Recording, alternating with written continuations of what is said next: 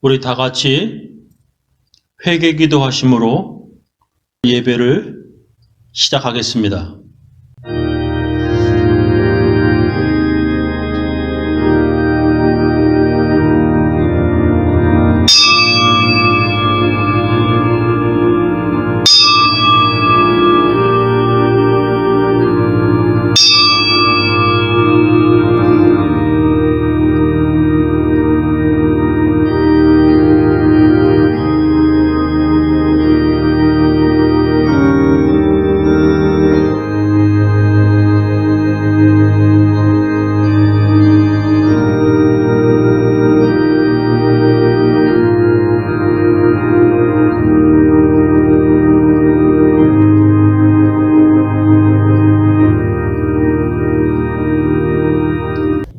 하나님 아버지, 저희들을 불쌍히 여기셔서 구원하시고자 예수 그리스도를 보내시고 예수를 그리스도로 믿는 그 믿음을 가지고 저희들을 구원시켜 주심을 감사합니다.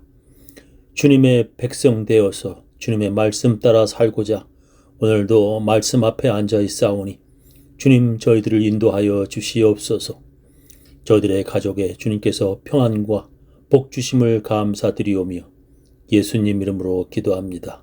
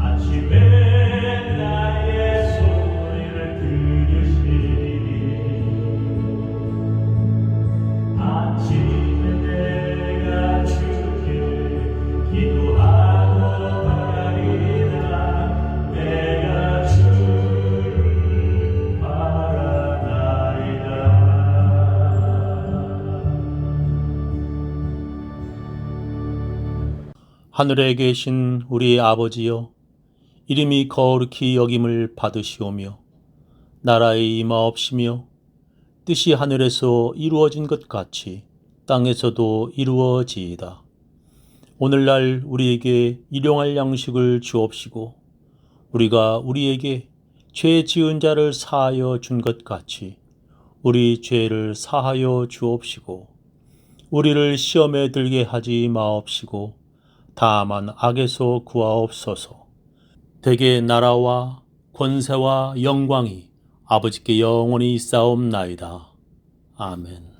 전능하사 천지를 만드신 하나님 아버지를 내가 믿사오며 그 외아들 우리 주 예수 그리스도를 믿사오니 이는 성령으로 잉태하사 동정녀 마리아에게 나시고 본디오 빌라도에게 고난을 받으사 십자가에 못 박혀 죽으시고 장사한 지 사흘 만에 죽은 자 가운데서 다시 살아나시며 하늘에 오르사 전능하신 하나님 우편에 앉아 계시다가 저리로서 산 자와 죽은 자를 심판하러 오시리라.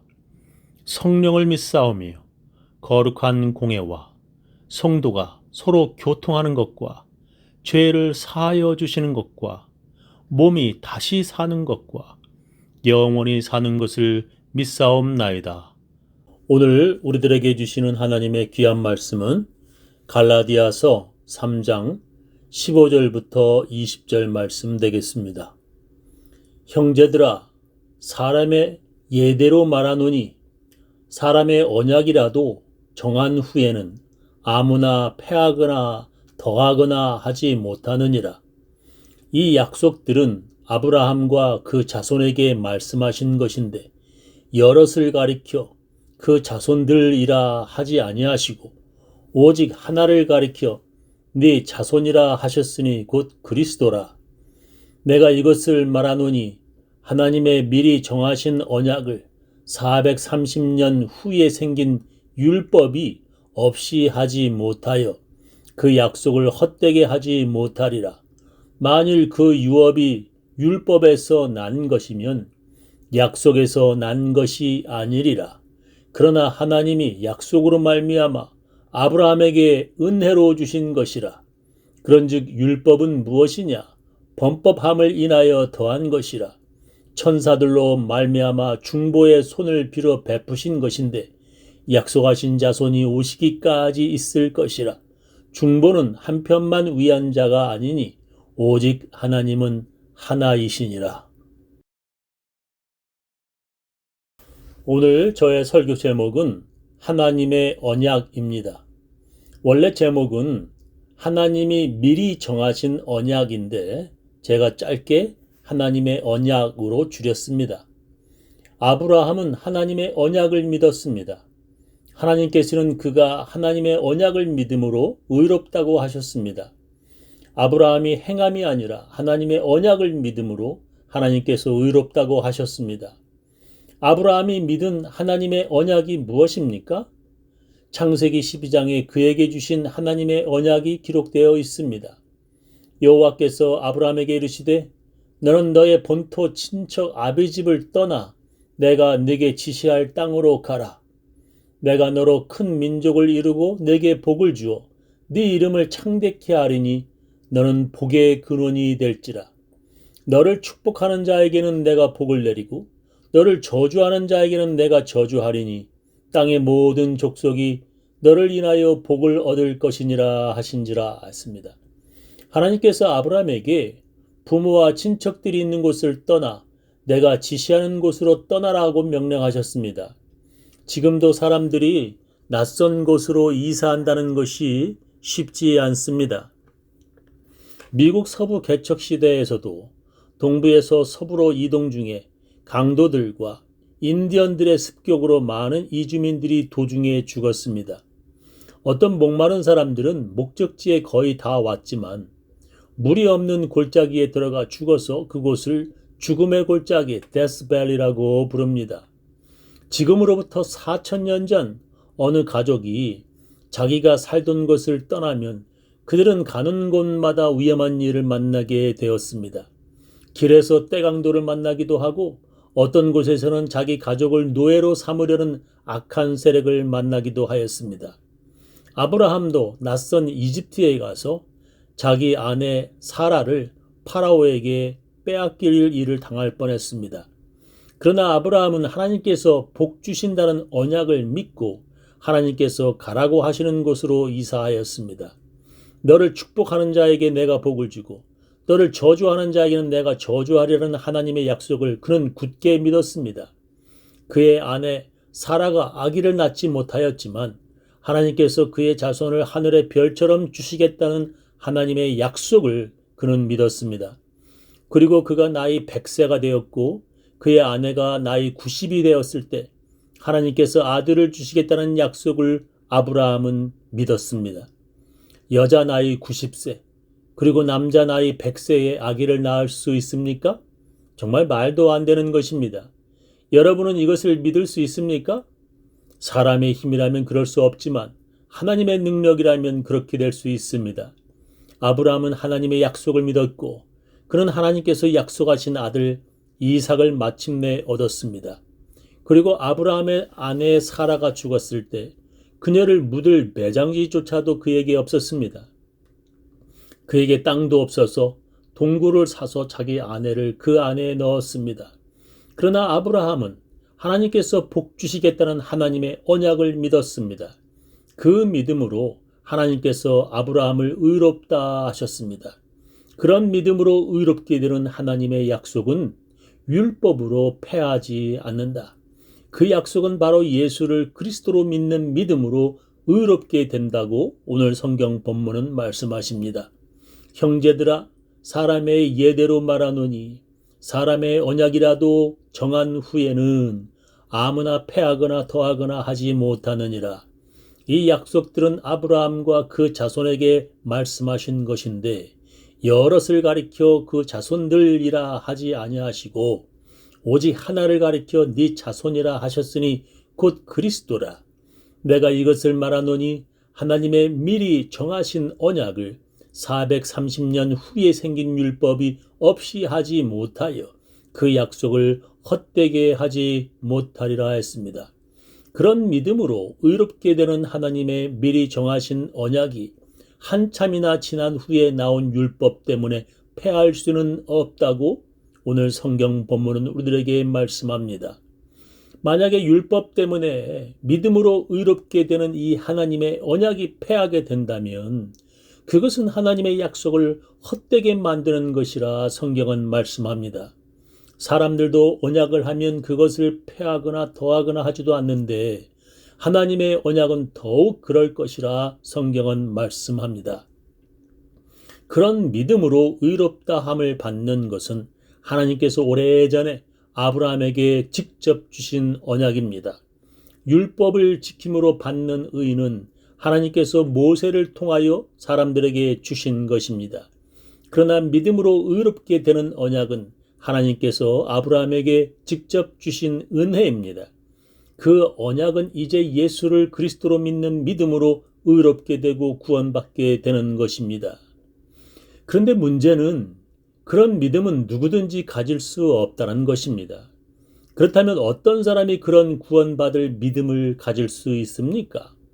도대체 믿음은 어떻게 생기는 것입니까? 성경은 믿음은 들음에서 난다고 말씀합니다. 그러므로 믿음은 들음에서 나며 들음은 그리스도의 말씀으로 말미암았느니라 했습니다. 믿음은 들음에서 생긴다고 성경은 말씀하십니다. 그런데 어떤 사람은 아무리 들어도 자기는 믿음이 생기지 않는다고 주장합니다. 그 이유는 들어도 듣는 척을 하기 때문입니다. 어떤 사람은 듣는 것 같은데 집중하지 못합니다. 듣지만 머릿속에는 다른 생각과 잡념으로 가득 차 있습니다. 눈은 앞을 보고 있지만 귀는 닫고 있습니다. 듣기는 듣지만 비판하는 마음과 교만한 마음으로 말씀을 받아들이지 못합니다.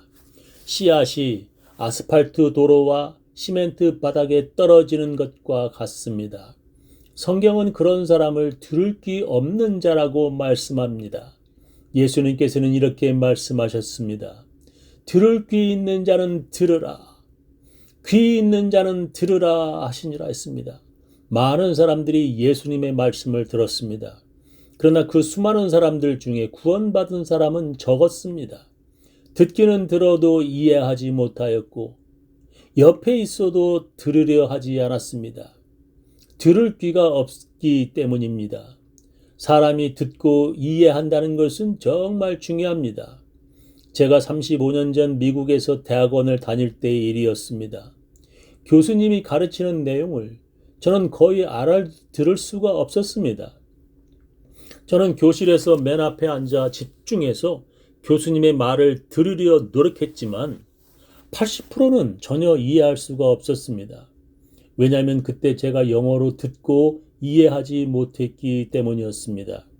저는 그때 영어 책을 읽고 이해하기는 했어도 영어로 듣고 이해하는 것이 많이 부족했었습니다. 아마 미국인이 프랑스나 독일로 유학을 갔다면 그 당시 저의 상황을 이해하실 수 있을 것입니다. 그래서 저는 작은 녹음기를 사서 교수님의 가르치는 말을 녹음했습니다.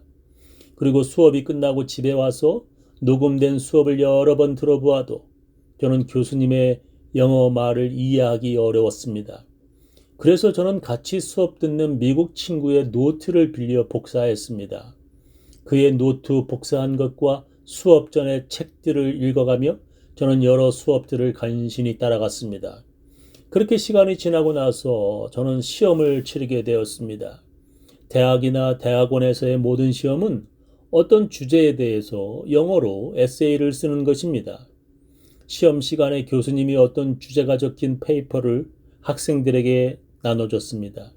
학생들은 그동안 배웠던 내용을 토대로 에세이를 1시간 안에 그 자리에서 써야 하는 것입니다. 미국 학생들은 쉽게 쓰고 일찍 교실을 나갔습니다.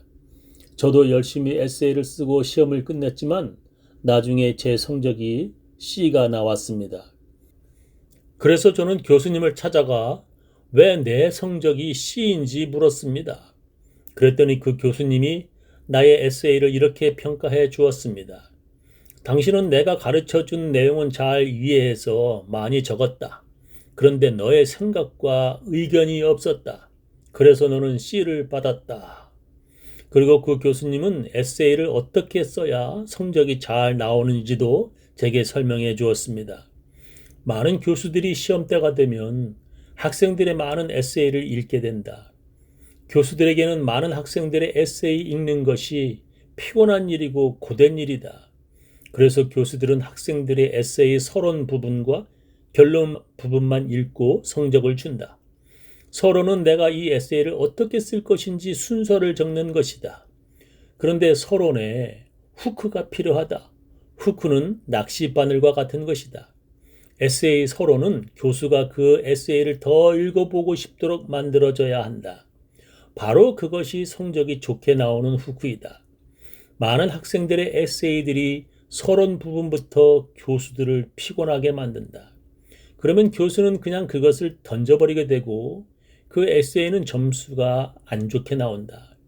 에세이는 서론만 잘 써도 B를 받는다. 그리고 본론은 자기가 교수에게 배운 내용과 책을 읽고 이해한 내용을 조리 있게 적는 것이다. 어찌 보면 본론은 내가 얼마나 많이 알고 있고 여러 가지를 잘 이해하고 있는지를 나타내는 부분이다. 그리고 결론에 가서는 그 모든 내용을 토대로 나의 생각과 나의 결론을 적어야 한다. 자기의 생각과 나의 주장이 없는 결론은 대부분 B나 C 점수를 받게 된다. 라고 가르쳐 주었습니다. 그 교수님이 가르쳐 준 그 후부터 저는 에세이를 잘 쓰게 되었습니다. 대학이나 대학원 수업에서 교수가 가르칠 때 학생들은 노트를 하게 됩니다. 그 노트에는 교수의 가르치는 내용만 적는 것이 아니라 그때그때마다 자기의 생각과 느낌을 함께 적는 것이 중요합니다. 수업 시간에 교수의 가르침만 적는 것이 아니라 들으면서 자기의 생각과 느낌을 적는 것이 아주 중요합니다. 그리고 혼자 있을 때 그 들은 것과 노트에 적은 것을 보며 다시 한번 조용히 복습이 필요합니다. 그래야 나중에 에세이를 쓸 때 큰 도움이 됩니다. 학교에서 공부를 못하는 학생들은 대부분 선생의 말을 듣지 않는 아이들입니다. 공부 못하는 아이들은 선생의 말을 듣지 못하는 것이 아니라 듣지 않으려는 아이들입니다. 그런 학생들은 교실에서 꼭 하는 짓이 있습니다. 자기만 안 듣는 것이 아니라 다른 아이들까지 못 듣도록 방해를 합니다. 그것을 선생들은 수업 분위기를 망치는 아이들이라고 부릅니다. 자기가 듣지 못하겠으면 조용히 앉아 있기라도 하면 좋을 텐데 다른 아이까지 듣지 못하게 시끄럽게 방해합니다. 그런 사람들은 우리가 사는 세상에서도 참 많습니다. 어떤 사람은 자기 혼자 조용히 죽는 것이 아니라 다른 사람들과 함께 죽으려 합니다. 자기가 듣지 못하면 듣지 못하는 것으로 끝나는 것이 아니라 다른 사람까지도 듣지 못하게 만듭니다. 믿음은 들음에서 생깁니다. 그래서 마귀는 사람들이 들으면 믿음이 생길까봐 사람들이 하나님의 말씀을 듣지 못하게 만듭니다. 사람들이 교회에 와서 목사의 설교를 들을 때 참 힘이 듭니다. 왜냐하면 목사의 설교가 길고 아주 지루하기 때문입니다. 그래서 저는 설교를 아주 짧게 합니다. 그리고 앞에 파워포인트를 띄워 교인들에게 한국말과 영어로 설교 글을 보게 합니다. 교인들에게 제 설교를 귀로 듣고 눈으로 읽게 합니다. 이렇게 설교 전문을 모두 파워포인트로 만드는 것이 얼마나 힘이 드는지 아십니까? 아마 우리 교회 말고는 이렇게 하는 교회가 하나도 없을 것이라고 저는 생각합니다. 하나님의 말씀을 여러분들이 눈으로 보고 귀로 듣게 하고 싶은 제 마음이 여기에 담겨 있습니다. 그래서 여러분들이 듣고 보아서 여러분들에게 믿음이 생기기를 저는 간절히 바라는 것입니다. 이렇게 해도 어떤 사람들은 듣지 않습니다. 그래서 어떤 목사들은 설교 중간에 흥미로운 이야기를 넣기도 합니다.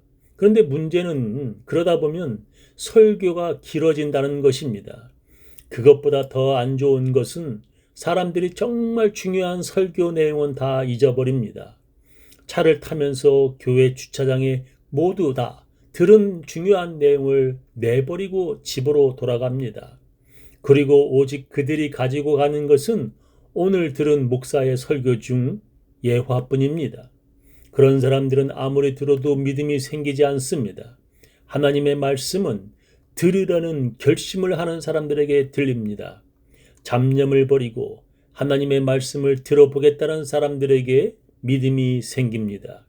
저는 우리 교인들 모두 하나님의 말씀을 잘 듣고 아브라함처럼 믿음으로 의롭다함 받으시기를 예수님의 이름으로 축원합니다.